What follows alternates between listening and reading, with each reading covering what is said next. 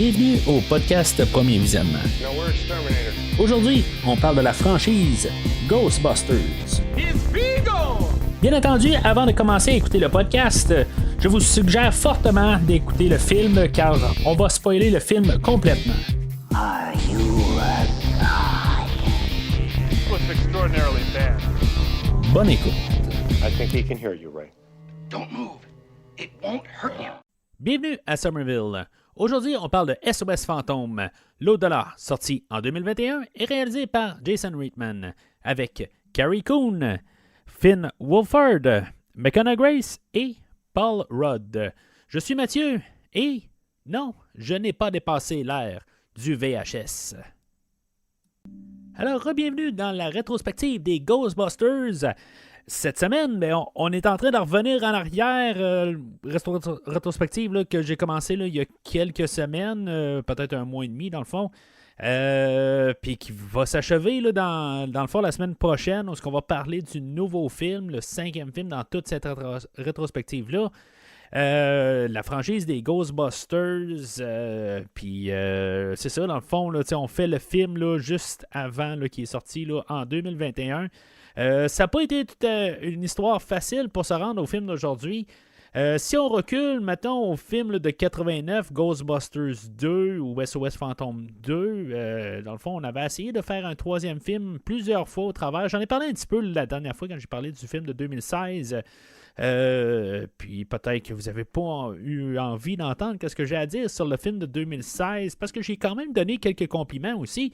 Je veux dire, tant qu'à moi, c'est des compliments mérités. Je trouve qu'on est rentré quand même beaucoup contre le film là, facilement. Pourtant, c'est quand même correct, là, comme version théâtrale, bien sûr, mais c'est la version, l'extended cut là, de ce film-là. Là. Vraiment pas recommandé.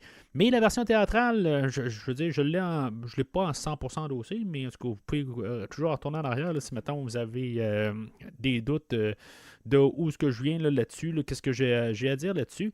Mais c'est ça. Fait que si on se reporte là, à Ghostbusters 2, dans le fond, là, le deuxième film, on voulait quand même faire une suite. Bill Murray, dans le fond, sa carrière, c'est pas mal à cause de Bill Murray, dans le fond, qu'on a eu là, le dit reboot, puis que tout était relongé. Au courant des années, Dan Aykroyd, il y a plusieurs personnes qui ont réécrit là, beaucoup là, des scénarios, on a refait là, des scénarios. J'en ai parlé la dernière fois, où on a un film là, qu'on a failli qui a été transformé sensiblement là, dans le jeu vidéo là, de 2009, je pense. Puis, qu'on a pris les éléments, dans le fond, qu'on l'a fait il faudrait que je le joue, ce jeu-là, là, pour le fun. Là. Je l'ai, je pense que je l'ai en deux formats. Je l'ai sur ma Wii. Pas ma Wii, ma Switch, puis je l'ai sur, je pense, ma Play 4, là, puis je l'ai pas, je sais pas, j'ai juste pas eu le temps, ou je sais pas, j'ai pas eu à 100% d'intérêt, dans le fond, là, de retourner là, dans un jeu là, de 2009, il faut croire. Là. Mais c'est ça, dans le fond, pour le jeu pour le film de l'au-delà, c'est ça, on a eu le film de 2016. Dans le fond, on a eu plusieurs écritures. Bill Murray ne voulait pas. Puis là, ça semblait se concrétiser. Puis Bill Murray commençait à être enthousiaste, faisait qu'il était, en tout cas, il n'était pas tout à fait d'accord finalement à la dernière seconde. Dans le fond, on niaisait. Dans le fond, on étirait parce que lui, ça ne tentait pas. Il faut le dire, là, en bout de ligne, là, cette franchise-là, quand il apparaît, là, ça ne tente pas. C'est malheureux à quelque part. Dans le film de 2016, d'après ce que je peux comprendre, on l'a reculé au pied du mur, puis on a dit, là, dans le fond, on était en train là, d'empêcher. On l'a poursuivi, dans le fond. Là, on était sur le point de le poursuivre, dans le fond, parce que lui, il a quand même son mot à dire, puis il est toujours en train de retarder la production, puis tout ça. Fait que, pour ça, dans le fond, on a fait le reboot de 2016, puis finalement, ben, les critiques ont tombé dessus, là, le film de 2016. Fait qu'on a décidé d'en revenir en arrière, puis juste avant la sortie du film de 2016, je sais pas si ça l'a impacté aussi, là, le fait qu'on continue pas là, dans l'univers. Tu sais, tout ça ensemble, là, je pense que je n'en ai pas parlé la dernière fois, mais le fait que Harold Ramis soit décédé là, en 2014, puis qu'on aille dans une autre direction, est-ce que ça a comme un peu aidé à ça? Je penserais peut-être que oui, parce qu'on parlait plus d'un film, d'un troisième film jusqu'à là, puis là, ben, tout d'un coup, on s'est mis à parler d'un reboot, puis finalement, ben, avec c'était pas un échec, là, le Ghostbusters de 2016, c'était juste pas c'était pas comme les attentes, là, ils ont pas réussi là, à les atteindre. Mais c'est ça, fait que on arrive où ce qu'on a décidé là, de finalement retourner aux sources, essayer de faire un propre Ghostbusters 3. Puis c'est ça. Fait que dans le fond, ça s'est quand même assez concrétisé rapidement à partir là, de là. Puis c'est plate rendu là parce que on va penser à Harold Ramis qui est décédé. Tu sais, dans le fond, pendant toutes ces années-là, qui a quand même un peu travaillé, il y a un bout où ce que Dan Aykroyd et Harold Ramis se sont assis sur un script, puis ils l'ont réécrit ensemble, comme qu'ils faisaient là, sur les deux autres scripts du premier et deuxième film. Tu sais, il y a tout ça, puis que finalement, ben, que M. Ramis nous a quittés, puis que finalement, ben, c'est ça, tu sais, c'est arrivé trop tard, rendu là.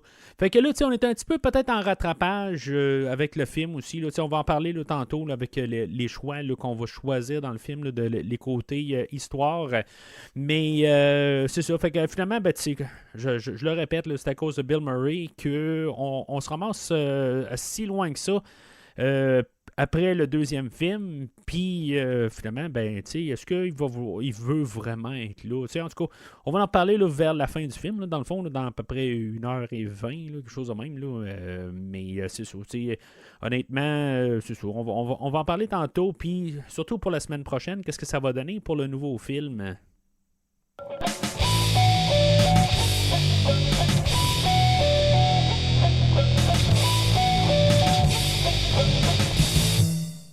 Alors, selon IMDb, voici le synopsis assez étendu.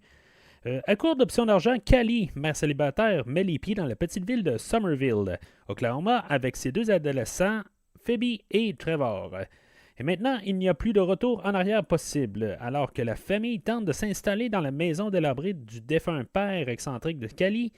Des secrets inattendus cachés à la vue de tous, un équipement mystérieux et un étrange véhicule pourrissant dans la grange semblent liés à l'activité sismique déroutante de la région. Et quelque chose d'encore plus choquant, l'incident oublié depuis longtemps de Stay Puft Marshmallow Man dans les années 80 à New York, mais il n'y a pas eu une seule observation de fantôme depuis les événements bizarres de SOS Fantôme 2.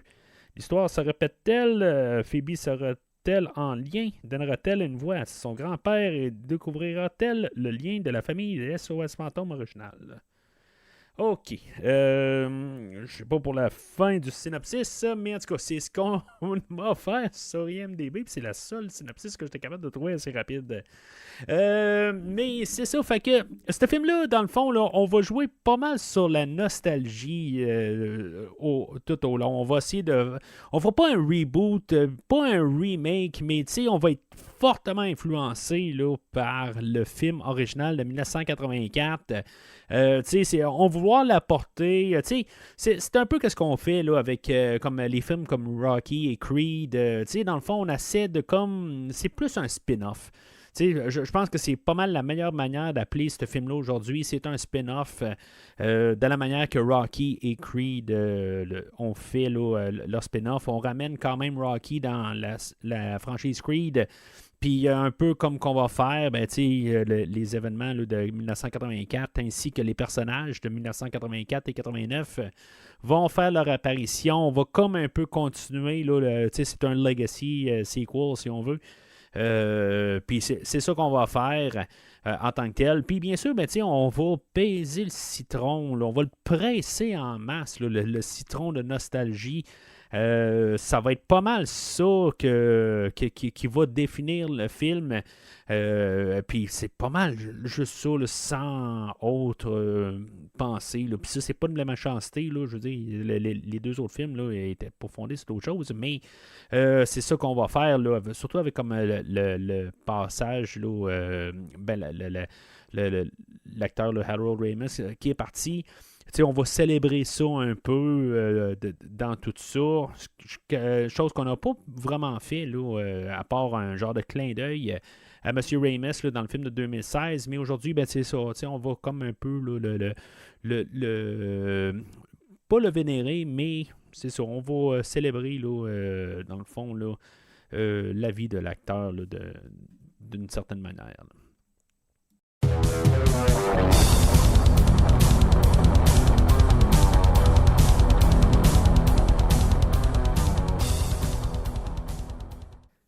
Alors, ouais, dans le fond, mon point de vue en rentrant dans le film aujourd'hui, c'est c'est pas la première fois que je le vois. Là. Dans le fond, c'est pas la première fois que je le couvre aussi. Si vous me suivez sur le podcast de Christophe, on en a parlé, là, on a mesuré là, ce film-là versus ce film maléfique ensemble.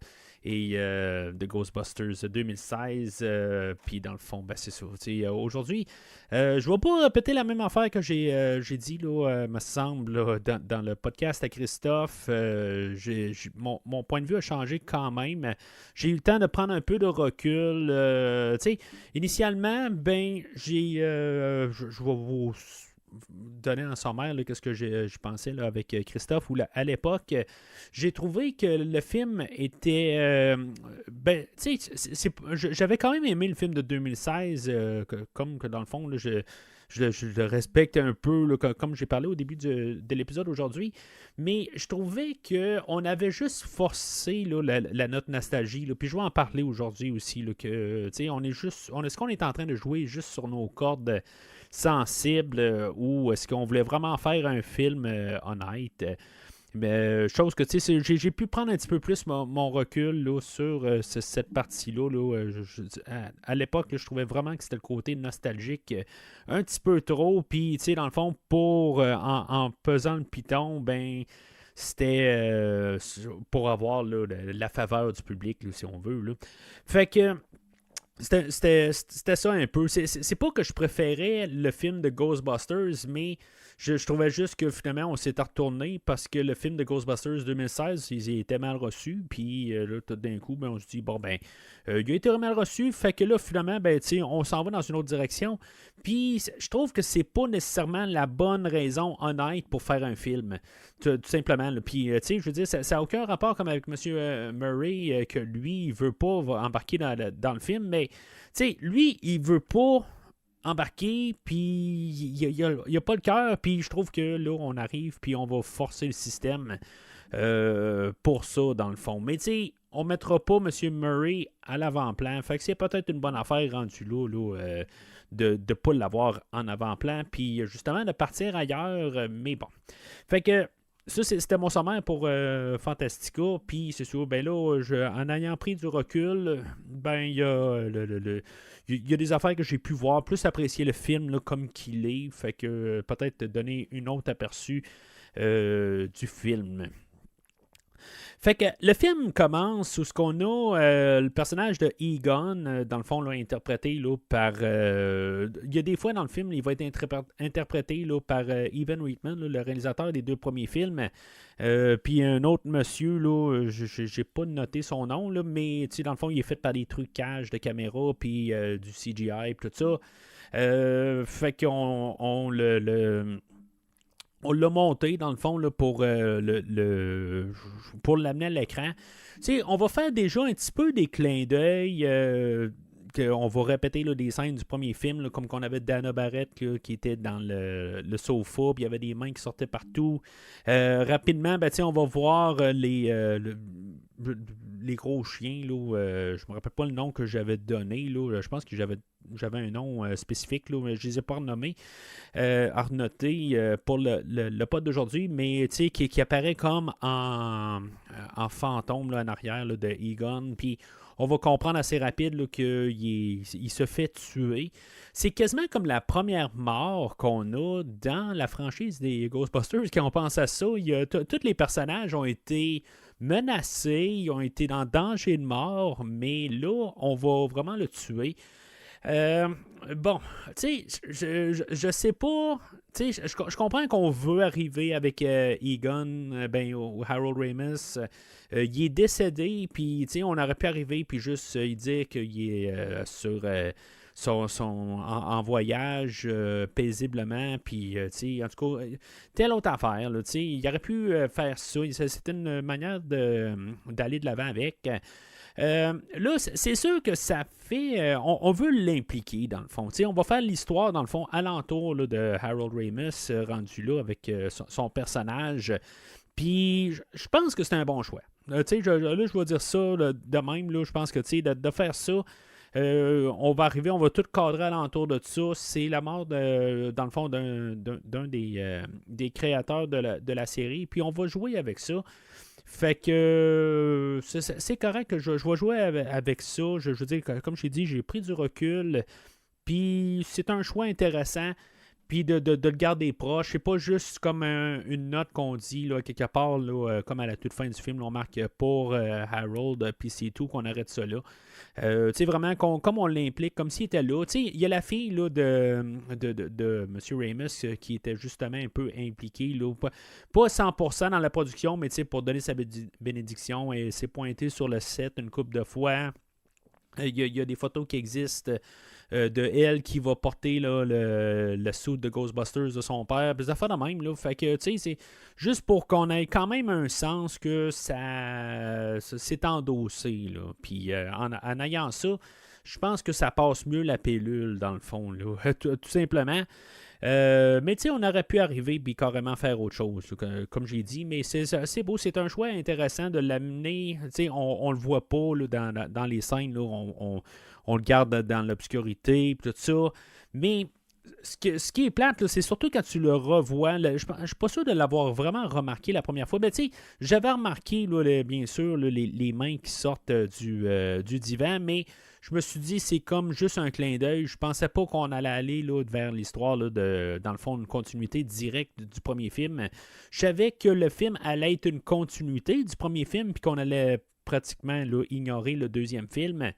Mais pas au point là, de juste... En tout cas, je savais qu'on était une suite du premier film, puis que c'est ça qu'on se concentrait, mais pas dans le fait qu'on allait vraiment ramener là, Gozer un peu plus tard dans le film.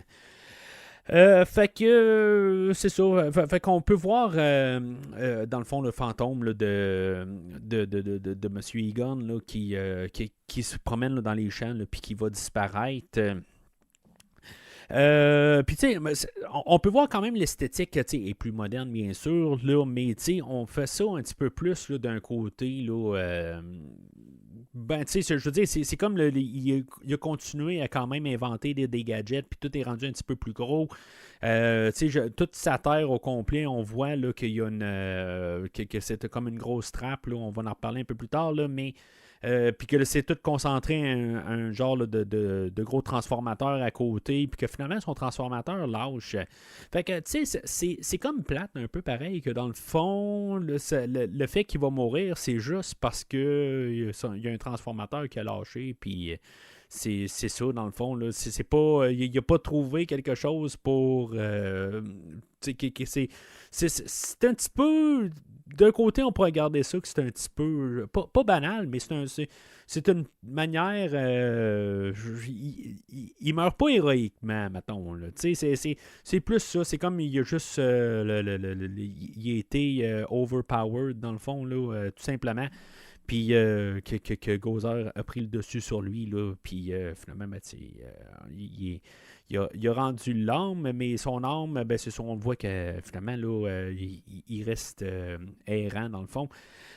Puis qu'il reste errant, c'est quand même étrange, pareil, là, de le garder, là, puis qui va se promener, là, mais c'est ça, dans cet univers-là, on peut avoir ça, mais je veux dire, on ouvre la porte tout de suite, puis on le sait, là, puis il va juste rester là tout le long du film, là. Fait que c'est là qu'on est introduit là, au personnage de la mère là, de. Pas la mère, mais la famille là,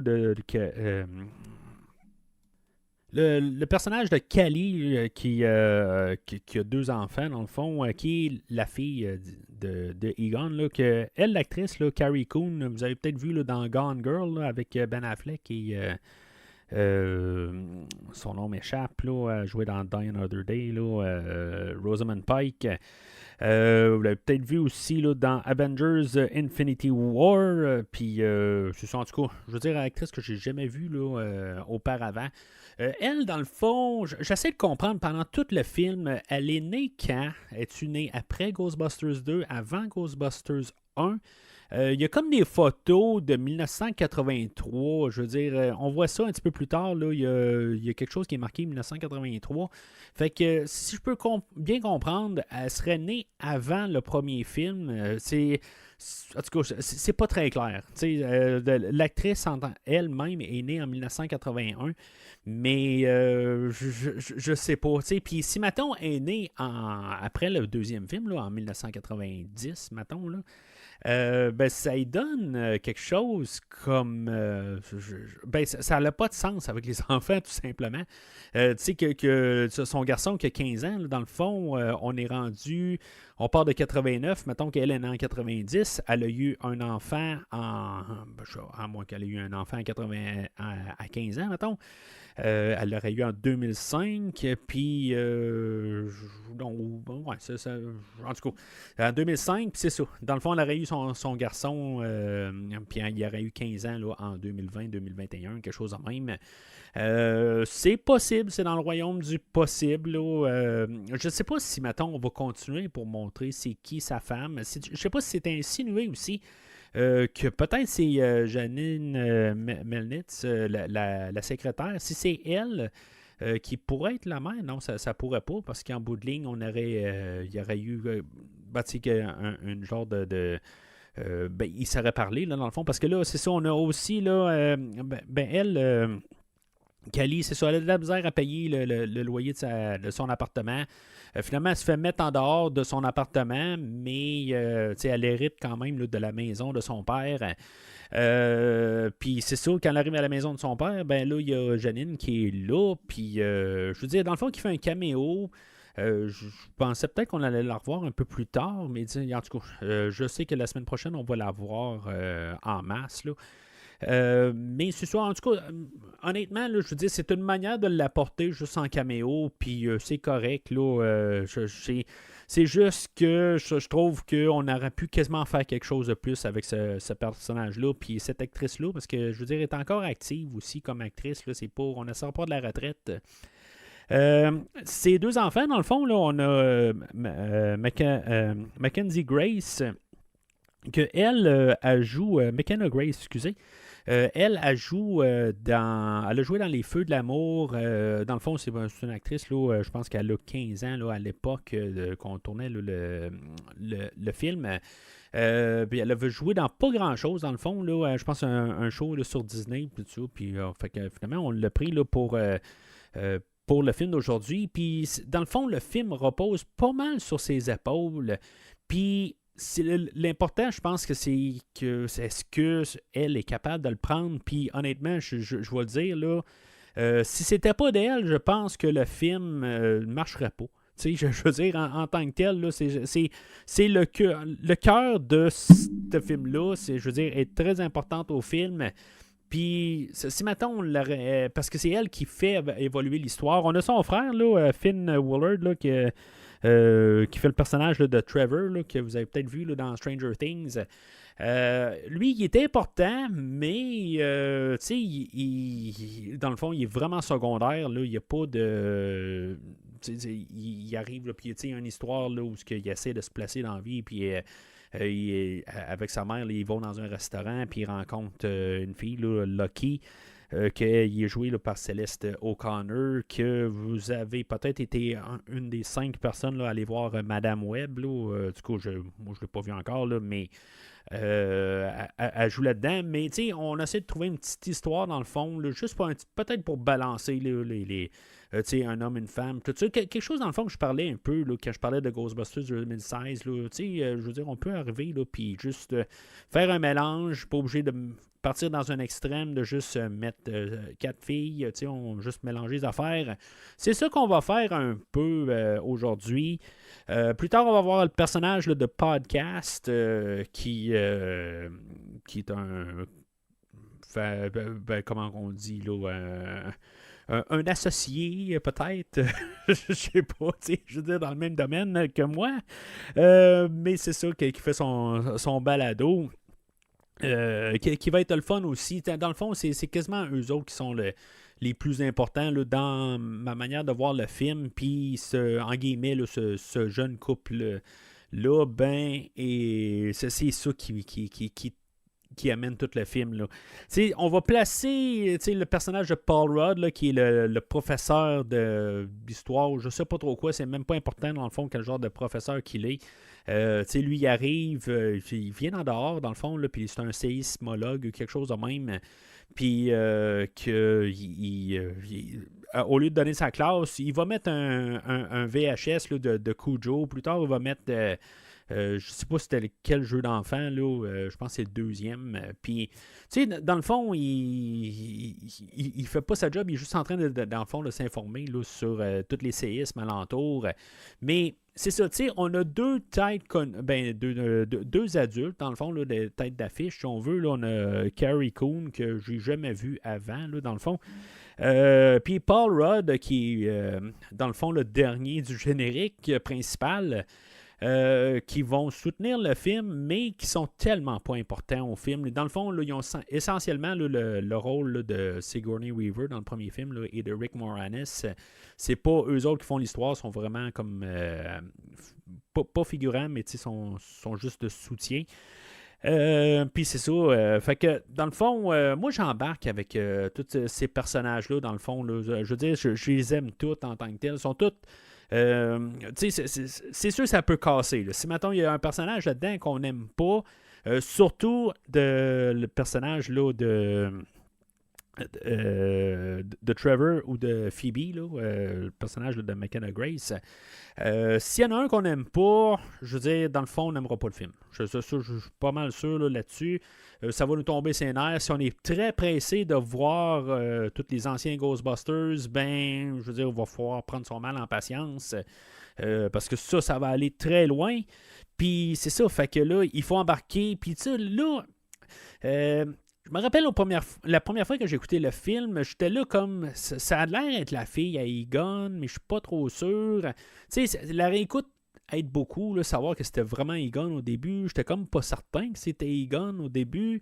Tu sais, là, on le réécoute, ok, c'est beau, c'est bien Egon au début. Puis, tu sais, dans le fond, on fait juste nous agacer tout le long. Ça va prendre quelque chose comme à peu près 40 minutes là, avant que, finalement, on ait vraiment la confirmation que c'est Egon, son grand-père, dans le fond. Moi, je me trompe, excusez. 40 minutes, c'est là où on va savoir plus que l'histoire est confirmée sur Gozer. Ça prend... Je ne l'ai pas noté ici, mais ça prend quand même vraiment un bon bout là, pour...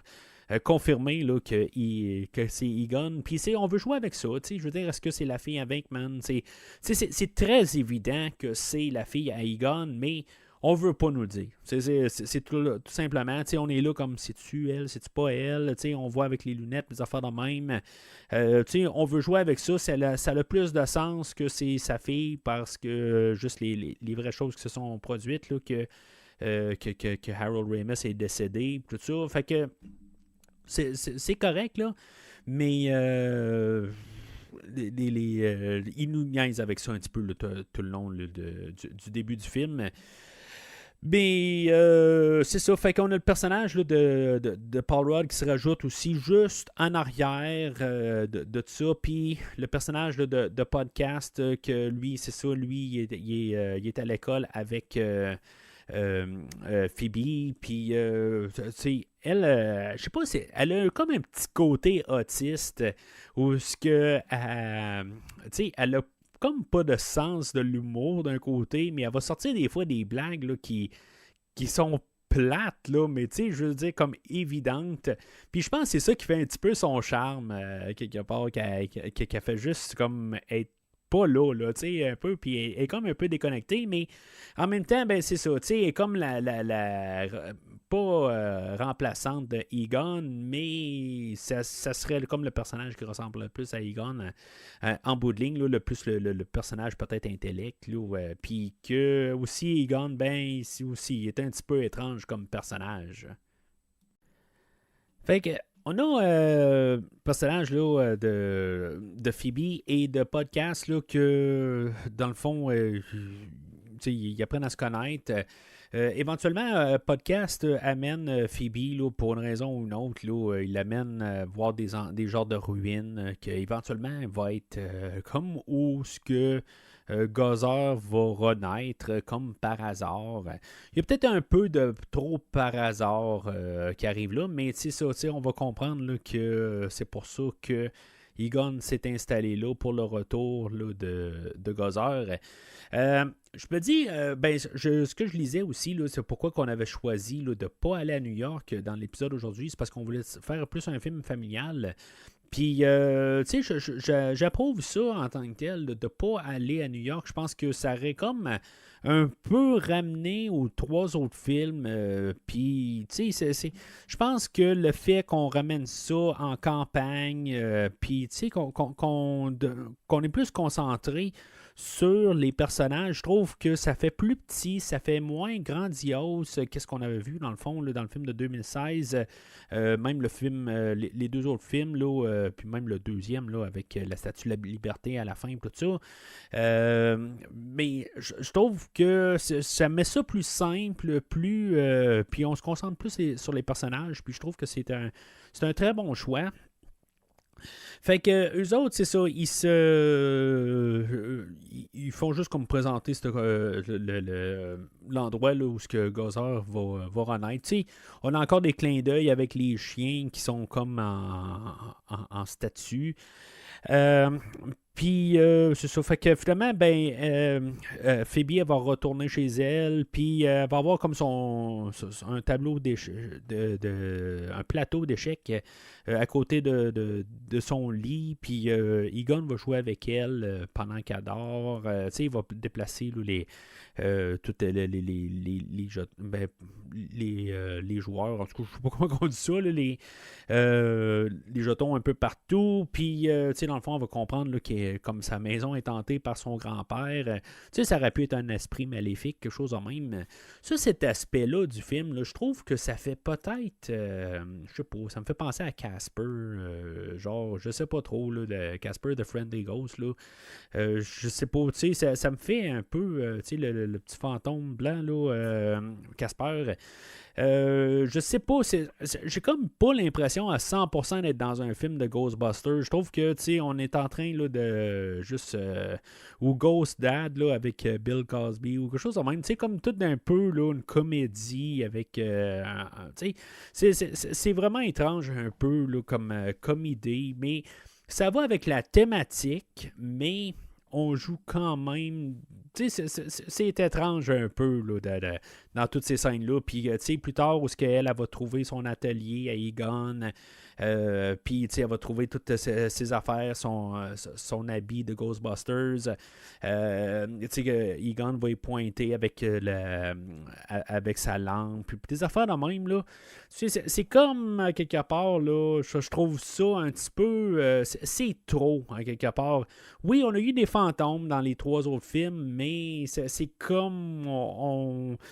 Les fantômes n'ont jamais été, à part Slimer, dans le fond, qu'on verra pas aujourd'hui, là, mais on fait pas Je comprends qu'on veut amener Egon. Ça, je le comprends, mais tu sais, qui fait juste y pointer, tout ça, pour comme il donner là, une trace à suivre, quelque chose de même. Puis pendant ce temps-là, ben, on a Trevor, son frère, que lui, il a trouvé la Ecto 1, puis qui travaille dessus, dans le fond, sur toute la mécanique de la voiture, pour qu'elle soit fonctionnelle. Tu sais, il y a une... je me rappelle pas là, c'est quoi le gâteau qu'il y a là, dans le coffre à gants, là, qui doit être là depuis le début des temps, là. Probablement plusieurs années qu'il doit être rendu en train de moisir. Là. Je comprends, c'est un clin d'œil au premier film, là, les Twinkies, quelque chose de même. Là. Mais sauf que cette voiture-là n'a pas été servie depuis plusieurs années. Là. Il est parti avec, qu'on va apprendre là, dans l'histoire là, de Ray un peu plus tard, là, mais je veux dire, il l'a gardé là, dans sa grange, puis je veux dire, c'est là depuis plusieurs années. Ça n'a comme aucune raison de vraiment être dans sa grange, mais bon. On va en parler tantôt, là, mais c'est ça, il y a son frère, là, c'est ça, il est en train là, de juste remonter. Je suis rendu là, Ecto est rendu super performante. Là, on sent que c'est peut-être plus... ça va peut-être devenir un peu plus un sequel à The Real Ghostbusters, là, le show de comique qui passait dans les 80, peut-être plus que la suite là, de Ghostbusters 2, mais bon... ou de Ghostbusters 1. Fait qu'on a éventuellement, là, ils vont trouver là, la fameuse trappe, puis ils vont amener ça à l'école, puis le personnage de Paul Rudd, qui s'appelle, que c'est le professeur Gruberson, que là, tout d'un coup, lui, il est comme fasciné. Là, il dit, hey, c'est une vraie trappe ou pas? Puis il trippe. Puis là, quand il se rend compte que c'est une vraie trappe, ben là, il va comme réintroduire. C'est un peu pas pour nous autres, pas pour moi, dans le fond, là, mais pour la jeune génération qui n'ont pas vu le film original de 84. Fait que c'est comme un peu pour réintroduire les personnages, ou pour ceux-là qui n'ont pas vu le film depuis 1984, ben pour être juste réintroduit. Dans le fond, ils voient des vidéos YouTube, tout ça. C'est cool un peu de voir ça dans cette optique-là, mais dans le fond, c'est le film de 84 qu'on joue là, sur des vidéos. J'ai remarqué dans la version française, je l'écoutais en anglais, puis après ça, je l'ai réécouté en français, dans le fond, dans mes réécoutes. Puis j'ai remarqué que quand on fait jouer le film en français, ben on a vraiment pris l'extrait des voix en français de 1984, les voix de Bill Murray, de Egon et de Dan Aykroyd. C'est vraiment le clip du film original. Je trouve que c'est le fun qu'ils n'ont pas réenregistré les voix avec les voix actuelles là, des acteurs. C'est ceux qui ont vieilli.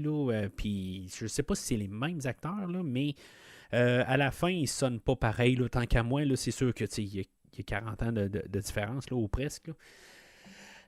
Fait que c'est ça. Là, ils vont... Pourquoi est-ce que le professeur Gruberson va arriver et va dire, ben, on va essayer la trappe, puisque c'est une vraie, on va essayer de l'ouvrir.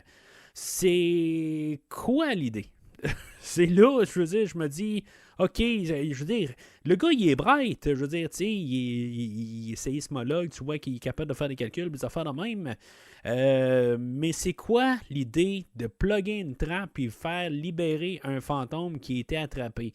Je sais pas. En fait, là, il est peut-être secrètement là, de la Société protectrice des fantômes, quelque chose de même. Mais, je veux dire, surtout qu'il va le mettre la trappe sur sa voiture. Dans le fond, elle va être il va être branché au moteur d'un autobus. Dans le fond, ils vont faire un survoltage. Puis, dans le fond, ça va faire sauter tout son pare-choc puis sa fenêtre là, de voiture. Il va tout maganer sa voiture, mais c'est juste une question d'avoir un peu de spectacle, là, mais en bout de ligne, ben, ils vont réussir à faire sortir le fantôme, puis le fantôme va aller se cacher dans le repère de Gozer. Ben, c'est peut-être Gozer, c'est peut-être ça que j'ai peut-être pas compris, mais c'est quoi l'idée? rendu là, pourquoi avoir fait ça? C'est nono, là, je veux dire, d'avoir fait ça. C'est sûr que souvent un film, c'est des répercussions là, d'un personnage nono, ou même des fois le personnage principal qui fait une gaffe, puis dans le fond, il doit réparer là, son erreur. Mais, je veux dire, je la comprends pas tout à fait. Surtout que le gars, il sait c'est quoi. S'il savait pas c'était quoi, OK. Mais là, il vient tout de nous expliquer c'était quoi la trappe. Il sait c'est quoi. Puis là, il y a un fantôme dedans. Puis, hey, on va le sortir. Ça marche pas, là.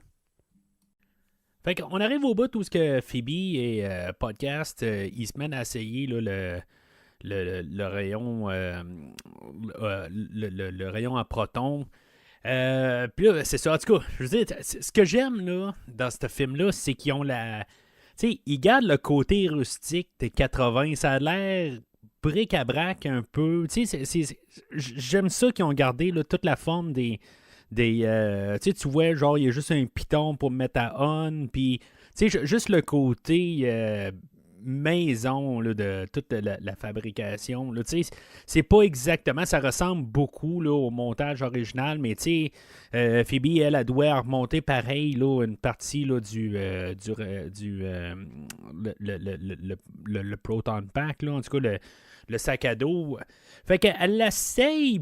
Puis, en tout cas, c'est juste comme vraiment l'affaire cliché où elle va l'essayer, puis elle va tout défoncer, puis Podcast, lui, il va arriver, il va dire hey, oui, t'as réussi, t'as vraiment tout détruit, puis tout ça, tu sais. Fait que, tu sais, c'est juste quand même, même si c'est comme un peu cliché, j'aime quand même la mise en scène, puis, tu sais, le son aussi. Tout, on dirait que ça a plus de punch. C'est sûr qu'on est en 2021, là, quand on a sorti le film, puis on a un peu des meilleurs effets sonores.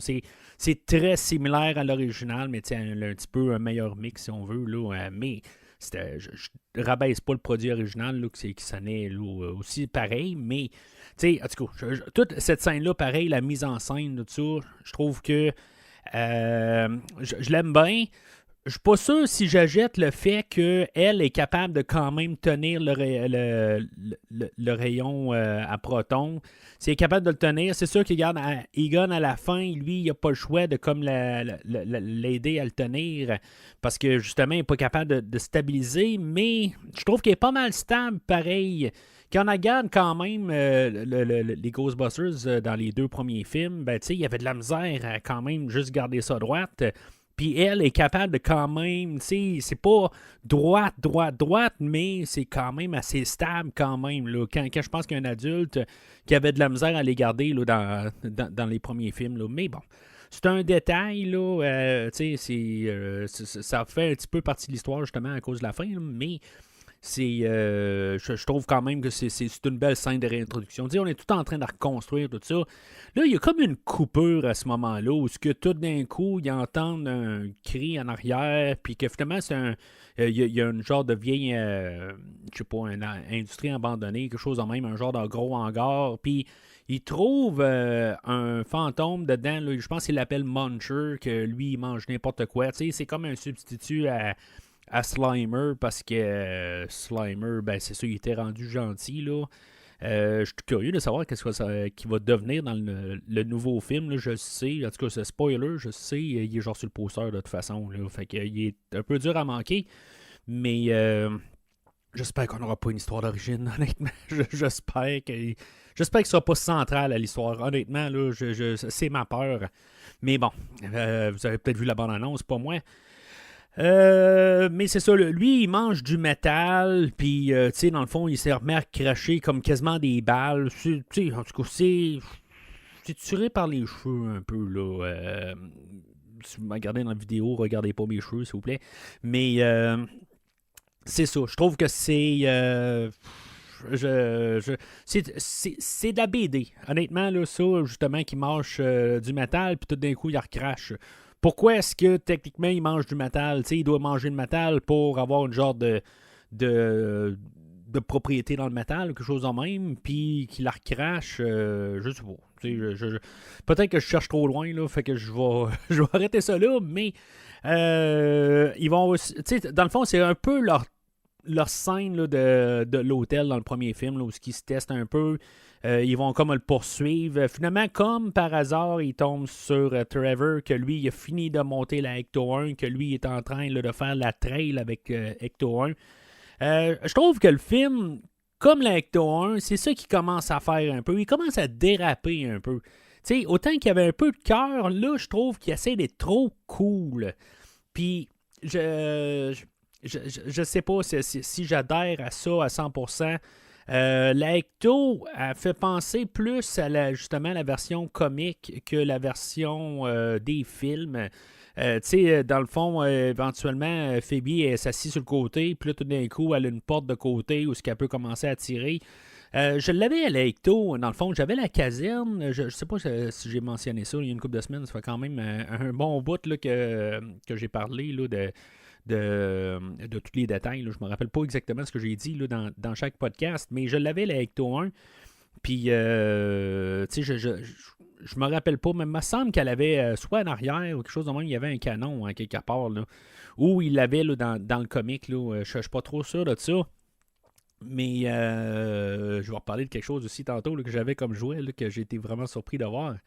Mais c'est ça, je trouve que c'est devenu un petit peu trop super-héros, peut-être. Je sais pas si je peux dire ça de même, ou est-ce qu'on est rendu trop parfait. Là, tout d'un coup, on a le bolide indestructible qui peut tout faire. Tu sais, ils ont leur tank de guerre quand pourtant, il y a quelques minutes ou mettons quelques jours, là, que la Ecto était sur le point de tomber en morceaux, puis elle tient à pas grand-chose. Je comprends que c'est un peu peut-être un symbole de le passé tient bon, tu sais, je veux dire, il est encore solide, là, peut-être, là, tu sais, c'est peut-être ça.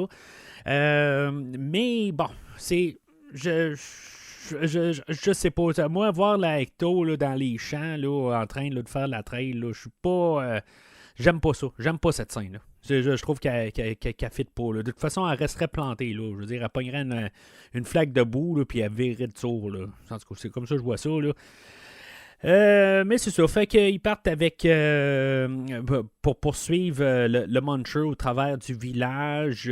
Dans ce temps-là, là, il y a la mère là, qui est avec Paul Rudd. Là. Excusez, le Paul Rudd là, ou M. Gobridge ou quelque chose de même. Là. Je veux dire Paul Rudd, là, c'est plus facile pour moi. Là. Puis la mère, on dirait que son nom n'a pas de l'air de me coller dans la tête. Fait que je vais dire la mère. Fait que en bout de ligne, c'est ça son rôle. Puis c'est ça. Fait que les autres, ils sont en train de souper. Il y a le fantôme qui leur passe dans le visage ou sont en train de dîner. Là. Puis eux autres sont en train de faire la grosse tirée là, à les Clint Eastwood là, au milieu du village. Là, en tout cas, c'est comme... c'est bizarre. Éventuellement, ils vont se faire arrêter par la police à cause de ça. Mais c'est comme un peu trop. Là. On est rendu là, dans un comique. Là. C'est plus... c'était quand même assez...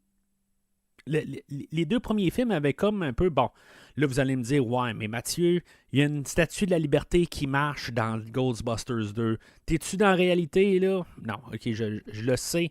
Mais il y a quand même un côté où que ça se tenait, là, tu sais. Là, c'est comme... comme je dis, là, j'ai plus l'impression d'être dans la suite du comique ou qu'on a pris en considération que le comic est canon. Bon, c'est le 2 aussi avait comme pris un peu que le comic était canon. Fait que c'est pas une trahison, là, rendu là.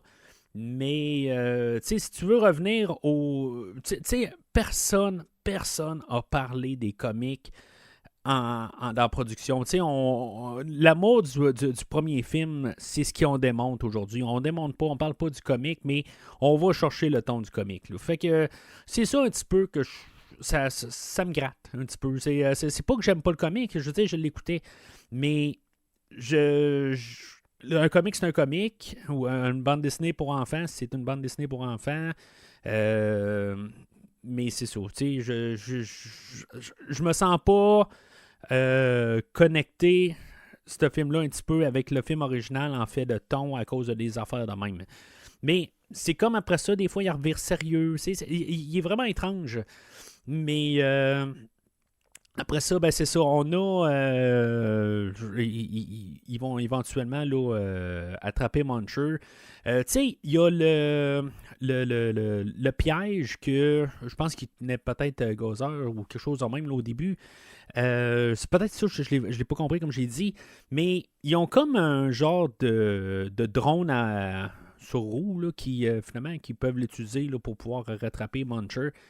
Puis c'est quoi, il n'y a pas de problème du tout avec ce piège-là qui était dans le fond d'Ecto 1, mais l'autre piège qui a été fonctionnel dernièrement, ben il a besoin de se faire booster, tout ça. Je veux dire, ça n'a pas de sens. C'est pas grave, là. Mais c'est juste un petit détail que je remarque qu'on a utilisé la même affaire, mais tout d'un coup, dans un tel cas, ça marche, puis dans un tel autre cas, qui demanderait plus de jus, qui fonctionne.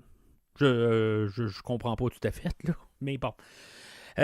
Mais c'est comme à ce bout-là, je trouve que justement, tu sais, dans tout ce que je viens de parler là, dans le dernier segment, où ce que Phoebe, elle commence à utiliser là, le rayon à proton, puis ou le fusil à proton, en tout cas, utilisez le terme que vous voulez. Tout ça, on dirait que tout d'un coup, là, le film avance comme à une bonne cadence, comme on redécouvre tout.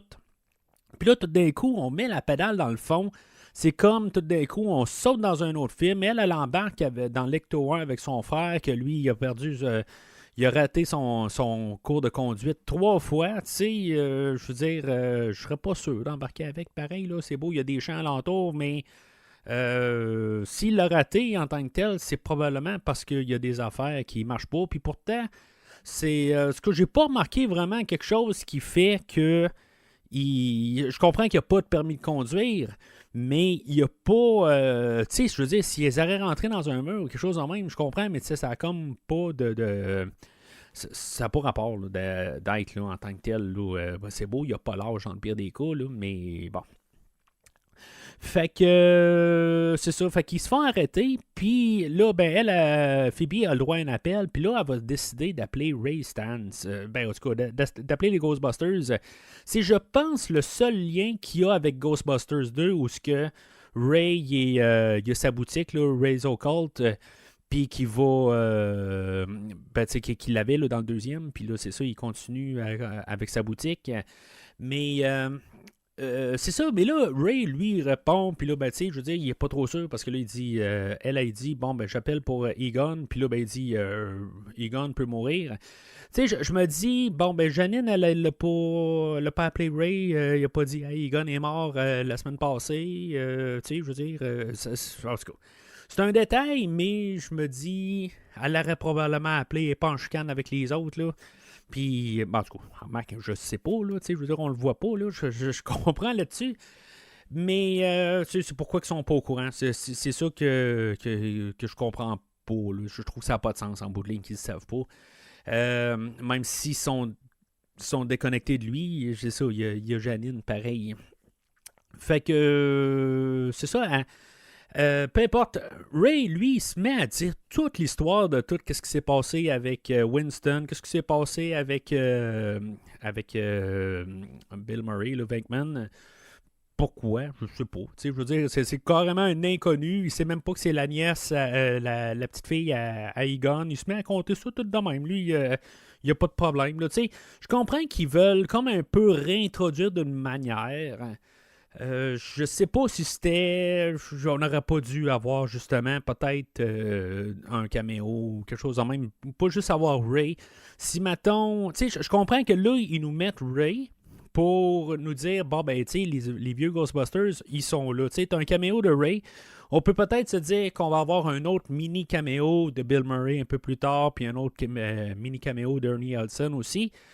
Pareil comme qu'on a fait là, dans Ghostbusters 2016. Mais, tu sais, j'aurais aimé ça plus. Parce que là, tu sais, comme quand il va arriver à la toute fin, ben c'est ça. En tout cas, je vais en parler là, à la toute fin, là, quand il va arriver. Puis juste de savoir qu'est-ce qui s'est passé entre-temps, juste en 2 lignes là, pour chaque personnage. Ça dure 1 minute à peu près, où ce que tu sais tout ce qui s'est passé, puis là, ben, ils sont tous un peu dispersés un peu partout. Je pense qu'ils n'habitent plus à New York, à part juste Ray. Puis, tu sais, la caserne, tout ça. Tu sais, je comprends, c'est pour nous autres. Dans le fond, il parle à nous autres. Là. Il parle pas à elle, il parle à nous autres. Là. Tu sais, je le comprends. Je suis pas nono, mais même si vous pouvez penser, là, vous avez le droit, là. Mais c'est ça. Tu sais, je trouve ça bizarre. Tu sais, je trouve qu'on aurait dû avoir peut-être un peu de... réintroduisez-les un petit peu, tu sais, montrez-le prendre le téléphone après, tu sais, montrez un peu de Ray tout seul au pire, mais là c'est juste une scène qui est collée, puis là tu te demandes est-ce qu'il va se passer quelque chose ou pas. Je comprends que ça a peut-être plus d'impact à la toute fin, tu t'attends pas à ce que tu les vois, mais je trouve je comprends pour le punch de fin, ça je le comprends, ça a le plus d'impact, tu t'en attends moins, mais pour un film... Je trouve que ça aurait été plus le fun. Parce que là, tu sais, t'as vu le film la première fois, tu l'as vu, mais quand tu revisites, tu te dis, il en manque. Il faudrait les voir un peu plus. Là. Tu sais, ça marcherait mieux à partir de là. Fait qu'on arrive à la scène de Paul Rudd qui se promène au Walmart. Puis là, je pense que là, ça commence... Là, ça s'en va dans le champ. Là c'est le bout là, où on fait juste le premier film. Là. Il se promène dans les allées, puis là, il voit des mini Bidabum Chamel. Je comprends que dans cet univers-là, c'est une marque de commerce de marshmallow, mais c'est juste les Bidabum Chamel qui sortent de leurs emballages. C'est juste ça, là. Je comprends que Gozer, je sais pas, il est nostalgique ou quelque chose de même. Mais clairement, là, c'est un clin d'œil non nécessaire, non, c'est pas logique. Je vois pas le côté logique. Si Marshmallow Bidabum était quelque chose qui appartenait à Gozer, ça va. Mais là, ça vient dans l'imaginaire, ça passe par Dan Aykroyd, dans le fond. Tu sais, en bout de ligne, le Gozer, il sait même pas c'est quoi Bidabum Chamel. Lui, ça a passé dans la tête à Ray Stantz, puis il se dit, c'est ça, je veux. Mais là, que tout d'un coup, comme par hasard, il se promène dans les allées, puis il y a des mini Bidabum, là. Tu sais, on le voit sur la pochette, tout ça. Tu sais, on essaye de faire genre des cute mini Bidabum Chamel. Tu sais, on l'avait en gros, là, on l'a en petit, tu sais, il est tout cute, tout ça, là. Mais, je trouve que là, on est en train d'essayer de faire un gros goût, là, au bébé Yoda, là, si vous préférez, là, si vous connaissez pas le nom, là, dans Star Wars. Je trouve qu'on essaye d'aller nous chercher pour n'importe quoi. Là. Ça, je l'ai toujours trouvé dégoûtant, là, cette scène-là. Là. Puis, il rentre au Walmart, puis là, tout d'un coup, il n'y a plus personne dans le Walmart. Il y a juste Paul Rudd qui est là. C'est bizarre. C'est comme un peu dans le montage. Là. Ce que j'aime, par contre, c'est qu'on utilisait un Walmart. Puis, tu sais, tout le monde est allé dans un Walmart, je pense. Là. En tout cas... J'espère que vous savez c'est quoi un Walmart, là. Mais, tu sais, on voit toutes les allées, tu sais, pareil comme dans un Walmart. Fait que, tu sais, c'est comme ça touche la réalité. Puis ça, j'aime ça, juste cet aspect-là. Mais juste qu'il y ait juste les Bidabum Chamel, ça, je sais pas, je trouve ça... On veut vraiment nous dire, hey, on est en train de juste rejouer avec tous les éléments du film de 1984. T'es supposé d'aimer ça. Puis là, en plus, à place d'avoir le gros Bidabum Chamello qui était très beau, ben là, on a tout le mini cute. Tu sais, non. Puis après ça, ben c'est ça. Tu sais, on a comme la scène du premier, on a le chien, là. Je me rappelle pas encore le nom, là. Terror Dog, je pense. Je pense que c'était ça le nom. Ça va être Terror Dog là, à partir de maintenant. Qui va poursuivre Paul Rudd, puis que finalement, il va faire pareil comme il a fait à Lois. Finalement, il va prendre possession de son corps, là, mais, tu sais, en tout cas, j'aime quand même avoir le Pterodog, là. Il y a de l'air plus plastique, là. Ben, tu sais, il y avait de l'air plastique dans le premier, mais je le trouve peut-être plus impressionnant dans le premier film. Je sais pas si c'est moi, là, mais je pense qu'il était plus impressionnant quand on le voyait là, dans l'appartement là, de Louis. Là, je comprends qu'ils l'ont fait probablement un peu en réel, puis ils l'ont fait certains bouts en CGI. Ça, je le comprends, là, le CGI, là, c'est correct, là, ça. C'est pas de ça que je parle. Je parle vraiment comme quand il est en train de manger. Puis je me dis, bon, OK, c'est un genre de fantôme, puis il est en train de manger. Je pense qu'il est dans du popcorn ou quelque chose de même. Là. Je me dis, il est là.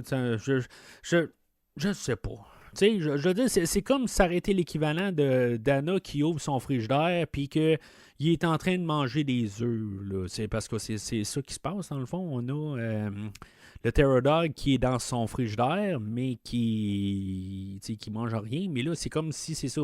Il a besoin de manger son frigidaire. Tu sais, c'est nono un petit peu. Je sais pas. Ça colle pas. Là. Pour moi, là, ça colle pas. C'est peut-être moi qui est trop... qui cherche des défauts, mais ça colle pas. Fait que là, tous les jeunes se réunissent. Ils ont comme tout en fait... ils sont sensiblement 4 en bout de ligne. Là. On a Podcast, on a Phoebe... je sais pas si on a Lucky, puis on a Trevor, et même Paul Rudd est peut-être à part, il est-tu un Ghostbuster, il l'est pas tout à fait. Mais bon, tu sais, c'est le fun pareil que l'équipe est pas... là, il fait pas partie de l'équipe parce que là, il est rendu là, Vince, je pense, là, le serveur de la porte. Puis là, pendant ce temps-là aussi, là, la mère là, qui s'est rendu compte là, que de tout qu'est-ce que Egon avait gardé. Il avait gardé des photos de sa fille, tout ça. Puis là, encore un moment, tout émouvant un peu pour qu'elle arrête de se fâcher contre lui, parce que depuis le début du film, là, elle n'a rien de bon à dire contre lui, sur lui. Puis c'est ça. Fait que finalement, elle commence à comme le pardonner peut-être là, on voit qu'elle voit un peu son point de vue tranquillement, mais une fois qu'elle s'en rend compte, ben l'esprit là, de Zool vient là, prendre possession d'elle. Mais c'est ça, toutes les autres, ben c'est ça, là, dans le fond, là, ils se sont comme réunis, là, dans le fond, ils ont été enfermés en prison, le shérif, c'était le père de Lucky, puis c'est comme, bon, ils sortent de prison. Là, il retrouve les décombres là, qu'on a vus un peu plus tôt. Puis là, il voit là, qu'il y a comme un feu dans le fond là, d'un puits. Puis que, dans le fond, il y a Gozer qui est là. Parce que Trevor, lui, il se promenait là, avec... il s'est tenu un peu avec Lucky, puis ses amis un peu plus tôt. Puis, c'est ça, là, il avait vu là, comme un feu dans le fond du puits où ce qui était. Là, c'est comme un peu trop de coïncidence que tout tombe en même temps. Là, ça l'avance. C'est comme trop bien placé, là, tant qu'à moi. Là. C'est comme trop bien écrit. Peut-être là, que tout a une conséquence. Là, comme tout était bien placé. C'est comme un peu même le Munchie qu'ils ont attrapé. Ben, comme par hasard, il est en arrière, il est enfermé, mais qu'ils réussissent à ouvrir la trappe pour que Munchie, il va manger les barreaux pour qu'il puisse aller récupérer là, leur arsenal là, un petit peu plus loin. Là. C'est comme trop bien placé. Là. C'est comme un petit peu... Là, je veux pas dire ça m'écoeure, mais je trouve que c'est... en étant peut-être trop bien écrit... Je trouve que c'est trop facile rendu là. C'est comme ils ont vraiment trop écrit. Ben, j'ai déjà parlé là, de Dark Knight, mettons, là, que je trouvais que tout était bien écrit dans ce film-là. C'est peut-être le côté réalisation aussi que Christopher Nolan a, contrairement au film aujourd'hui. Là, c'est la manière ça apparaît. Là, je veux dire, aussi, on est genre pas loin de 15 ans après The Dark Knight aussi. Fait que c'est des tours qui ont déjà été utilisés. C'est bien écrit, mais je trouve que c'est de la coïncidence aussi. Là. C'est ça l'affaire aussi. Il y a quelque chose, pourquoi que Trevor est là, comme par hasard, il trouve l'endroit, puis un peu plus tôt, on avait Phoebe qui était là aussi, puis que là, c'est comme trop, tout est interrelié. C'est ça un petit peu qui m'énerve un peu. Mais c'est bon. Fait qu'il trouve la grotte où, dans le fond, il y a comme l'endroit où Gozer, à chaque année, là, pas à chaque année, là, mais à chaque tel temps, là, il ressuscite. Puis, dans le fond, on a. C'est comme écrit ces murs, là, il y a comme des chiffres, là, je pense que même Egon avait écrit là, dans sa maison, à quelque part, comme si on pensait au début qu'il virait fou, mais dans le fond, c'est toutes des dates qu'il a écrit. Puis tu as 1984, puis après ça, tu as 2021, puis je pense que l'autre après, ça tombe à 2300 quelque chose, là, on le voit pas vraiment, là, mais fait que je sais pas si, mettons, là, on a Ghostbusters, à vitesse qu'on fait des films, là, ça va être le 9e film, probablement, là, en 2345, quelque chose de même. Là. Puis je ne sais pas si Gozer va revenir, là, en tout cas, dans ce temps-là. Malheureusement, moi, je pourrais pas être là. Je veux dire, j'aurais aimé ça le couvrir encore là, en 2345, mais malheureusement, je pense que je serai pas là. Mais, qui sait? Je veux dire, je ne veux pas parler trop vite, là, on sait jamais. Mais c'est ça, fait que à côté, on a vu ça un peu partout, là, les terres de Shandor, tout ça. Puis dans le fond, c'est un genre de vieux possédé là, qui, lui, dans le fond, là, il est comme créé un peu une secte alentour de ça. Puis là, il essaie de faire revivre Gozer. Puis, finalement, éventuellement, Gozer va se réveiller. Puis c'est drôle un peu. Dans le fond, là, c'est joué là, par... son nom m'échappe, là... pas Perry White, là, mais dans celui-là, dans Spider-Man, là, qui a fait aussi là, le commissaire Gordon là, dans Justice League. Là. En tout cas, vous savez de qui je parle. Je veux dire, c'est toujours le fun de le voir. Il y a quand même une présence, ce monsieur-là. Puis, je veux dire, il se fait déchirer là, en deux. Je veux dire, le Gozer est joué par Olivia Wilde. Si vous la reconnaissez là, dans Doctor House, elle a fait ses débuts là. Puis, dans le fond, c'est elle qui remplace là, l'actrice originale. Mais, la ressemblance, c'est comme un peu ça ressemble en bout de ligne. Là. On veut recréer. Ce que je trouve quand même drôle, c'est qu'on recrée tout, mais il y a des détails sur Vince puis sur Zool qu'ils ont inversé. On est supposé de voir les mêmes personnages. Et, je vois la scène, mettons qu'ils vont aller s'embrasser, des affaires de même, puis je me dis, je trouve que Paul Rudd, il joue pareil comme Louis dans le premier film, mais c'est les mêmes personnages qui jouent, OK? Fait que je me dis, ça a du sens. Je trouve qu'on est en train de se répéter, mais c'est beau. Je comprends que c'est les mêmes personnages, puis il faut qu'ils fassent la même affaire. Je le respecte d'un côté, qu'en bout de ligne, c'est comme... C'est pas comme une émission là, de télé où une semaine on essaie quelque chose, puis la prochaine fois on essaie une autre affaire. Là, que ça soit, je sais pas, moi, Shredder dans les Tortues Ninja, une semaine il fait quelque chose pour essayer d'arrêter les tortues, puis l'autre semaine après il fait quelque chose d'autre, puis il y a tout le temps quelque chose de différent. Là, c'est sa méthode, à quelque part. Il n'y a pas le choix d'avoir Zool, puis il n'y a pas le choix d'avoir Vince, puis un rentre dans l'autre, puis... Je veux dire, ça l'ouvre la porte pour amener Gozer. Ça marche tout le temps pareil. Ça, je trouve ça intéressant qu'ils ont utilisé la même affaire, puis la même technique, puis je trouve que ça a du sens. Mais c'est sûr que ça fait redondant. Je trouve je sais pas s'il n'y aurait pas une manière d'avoir coupé ça. Je veux dire qu'on ne voit pas nécessairement là, que ça soit une autre personne. Des fois, on fait ça dans un film, là, carrément. Là, c'est pas nos personnages qu'on connaît, c'est juste deux autres personnages qui ont été possédés, puis que finalement, ils deviennent Zool et Vince, puis ils ouvrent la porte. On fait pas le même scénario, parce que là aussi, on a la mère, à quelque part, est assise sur le divan, puis elle dit « Ah, je suis pas votre mère, il y a juste Zool ici. » C'est la même scène que dans 84. Fait que, ça devient redondant. C'est tout simplement. Puis, ça avait plus d'impact dans le film de 84, naturellement. parce que c'était la première fois. Là, je veux dire, ça donnait un impact, mais là, c'est juste comme on sait où est-ce qu'on s'en va. Là. C'est comme, elle va-tu finir la scène? Là. Fait que, c'est correct, c'est normal, c'est ça que ça fait, mais c'est redondant.